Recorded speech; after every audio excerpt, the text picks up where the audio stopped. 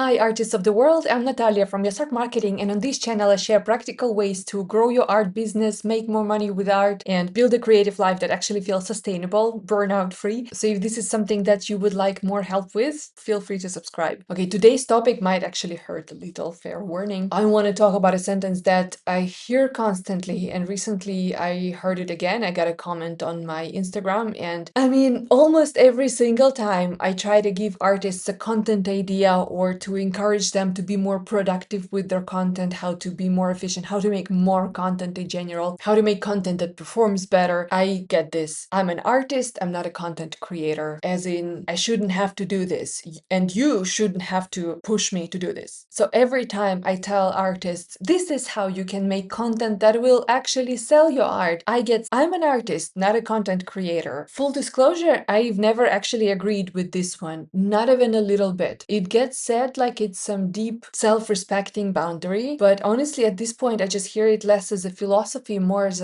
like a reflex. Someone gives content advice, out comes the line. So today I want to properly take it apart because I don't think that this is actually an either or situation, the way it gets treated, and I want to show you exactly why it doesn't hold up. And as much as I don't really want to get dragged into arguments about it, if you disagree with me, feel free to comment. I want to hear from you. I want to hear from you after you watch this video, and I want you to tell me what you think. So I think that there are basically two flavors of this belief, and the first one sounds like this: posting reels is beneath me. It makes me less of a serious artist. Like being a real artist and posting a video of yourself painting are somehow two mutually exclusive things. As if Instagram is going to revoke your artist card, yeah? As if it makes you a less of an artist in general the moment you start, making reels and publishing them. The actual math is this though: if you're not making content about your art, you are by definition shrinking the number of people who can even see it, let alone buy it. Fewer eyes, fewer sales. That's not philosophy. This is just numbers, arithmetic. And for people who think that art and artist and social media are two things that somehow are not compatible, I want to say this. Okay, you are not going to post your art on social media, okay? But essentially what you're doing is that you're hiding your art from most of the world, and this may feel like a serious artist move, because if you're a serious artist you shouldn't be promoting your art on Instagram. You're just turning away from an opportunity. You're turning away from potential eyes on your art and potential sales. Doesn't that kind of work against your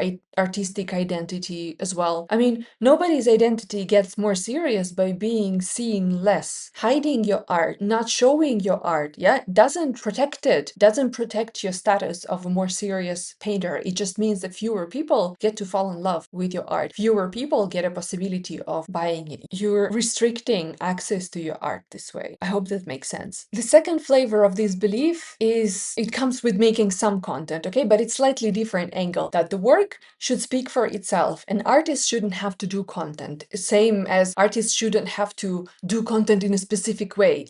Artists shouldn't have to, I don't know, use hooks or something. Artists shouldn't have to explain their art, because the art should speak for itself. So it should be enough that we just post a picture of it. It should be enough that we just post a video of it and let people interpret it. We shouldn't have to try harder to make that content more efficient. We shouldn't have to try harder to make it work. And I mean, I get the appeal of this sentence. It sounds almost noble. It sounds like, okay, you're giving people some room for interpreting your art. You're giving people an opportunity to build a relationship with your art, kind of, yeah? But the reality, I think, is this. Correct me if I'm wrong, but I believe that there's a lot of fear hiding behind these statements. There is a lot of fear that if I try harder, my content isn't gonna work. If I try harder, I'm gonna feel like an idiot. If I try harder, something will happen that will make me feel less. And it's an ego speaking, yeah? It's a lot safer to take this position where you shouldn't even have to bother. It's safer. You may feel like you're really above this situation and you don't even want to deal with. You don't want to be on the same level, which is supposedly lower,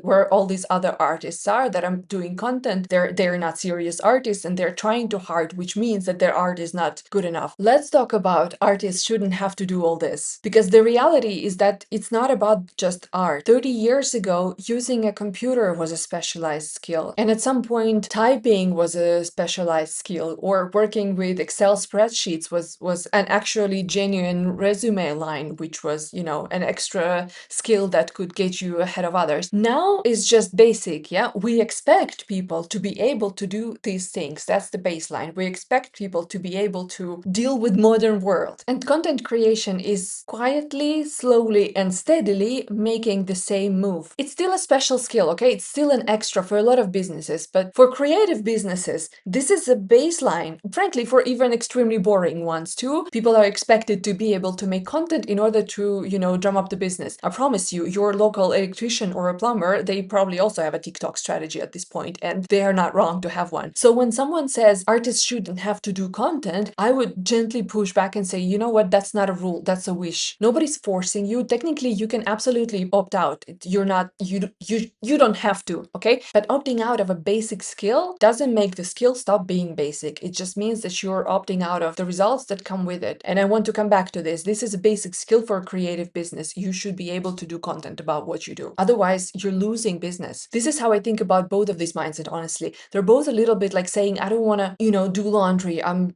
a person, I'm not a housekeeper. Yeah, I mean, sure, you can believe that with your whole heart. Nobody's going to argue with you about your identity, but eventually you're standing in front of an empty drawer and nobody's magically coming to wash your clothes for you because you have this main character energy about it. But please don't take what I'm saying as suck it up, you have to do it. No, but content creation, it's kind of the same at first. Yeah, it's not always glamorous, it's not beneath you, it's just part of keeping the whole operation running. But there is a difference. Good news, okay? Laundry never gets fun, okay? No matter how good you get at it, some things are just never fun. But content creation genuinely can be. Once you get a bit of a rhythm going, once you stop reinventing stuff every time, you find a way to be authentic in your content, which is possible.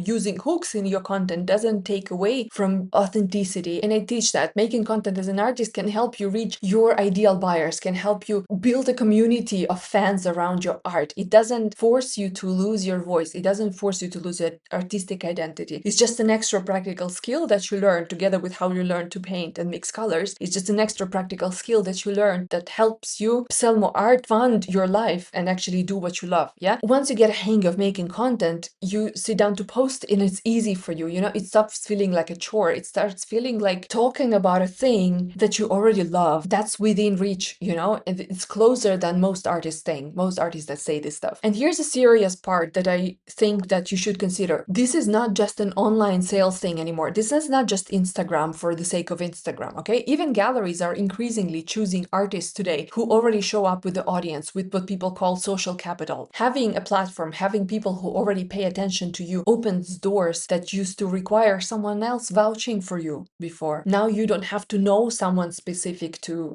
get you through the doors through a gallery or through a show. Now you have a platform, having an online audience that is communicating back to you, that is watching you every day. That's an asset. That's a huge business asset. That's an amazing tool. Content creation isn't just competing with the artwork speaking for itself. It's actually becoming one of the ways traditional art world decides who gets a shot in the first place. Whether that feels fair or not, that's a whole separate conversation. Yeah, who deserves what, online or offline. But ignoring that it's happening doesn't make it not happening. So to be really clear, because I'm not trying to guilt anyone here or scold anyone, okay? Content creation isn't beneath the work, and it's also not some grim, tax that you have to pay to be allowed to sell art. I know that it can feel like that sometimes when all of this is new to you and there's a lot of resistance. I completely get that. You know what? I hated the idea of having to do videos at some point. If someone told me a few years back that I would be making business by making videos of myself online, I'd be like, you know what?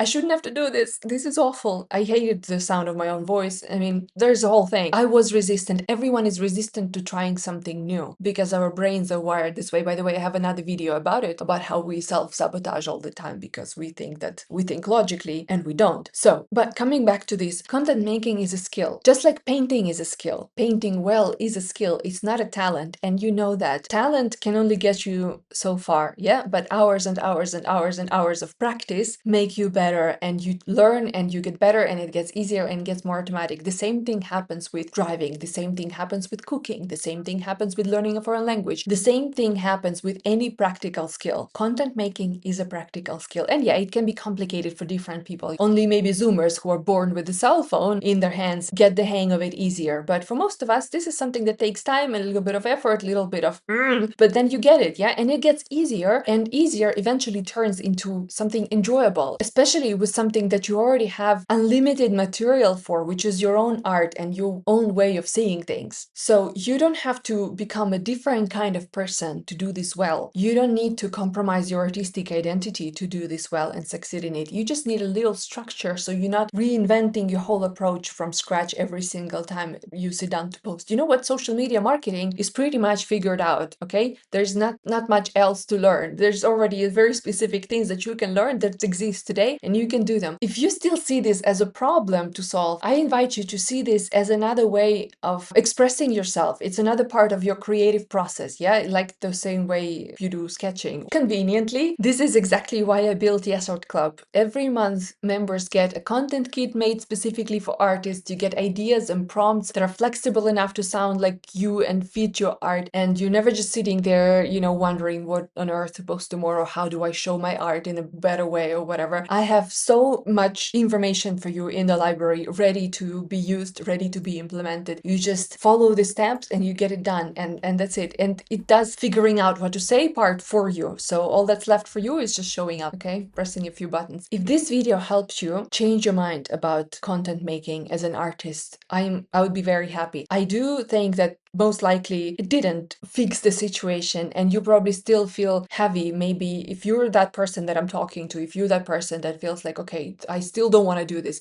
this is too much, this is too hard, I should not, like you feel the resistance, okay? If you want to feel differently about it, if you want to get rid of this feeling, if you want to stop fighting the Instagram and actually befriend it and make it work for you, this we can fix. If you want to learn this and feel good about it, come, let me help you. In the meantime, tell me in the comments which team you are used to be on, content or no content, and whether this video shifted anything for you. I would really love to know. Honestly, I want you to hear this part very clearly. You don't have to become a different person. You don't have to abandon your beliefs, okay? It's just you're already sitting on years of ideas, feelings, stories inside your work. You just have to start sharing them. You can absolutely do this, and it can genuinely feel good, not just tolerable. So if you want a hand making it easier, subscribe, and I will see you next Wednesday. And I hope that I will also see you in the Yes Art Club. Find the link in the description to this video. Reach out to me with a message on Instagram or with a comment here, and we will talk and we will find you a solution, okay? Thank you for watching. See you next Wednesday.